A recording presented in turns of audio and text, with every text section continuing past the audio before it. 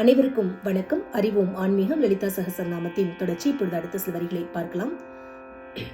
பிரியங்கரி அப்படின்னு சொல்றோம். அதாவது அம்பாள் நம்ம என்ன இஷ்டப்படுறோமோ அதை நமக்கு செய்து தரக்கூடியவள். அதனால பிரியங்கரி அப்படின்னு சொல்றோம்.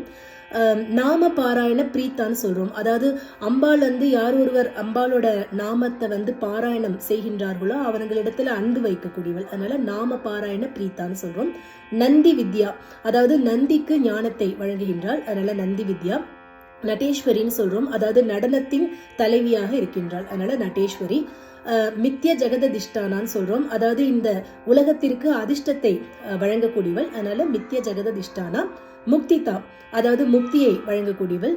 முக்தி ரூபிணி, முக்தியின் ரூபமாக இருக்கக்கூடியவள். அதனால முக்தி ரூபிணி.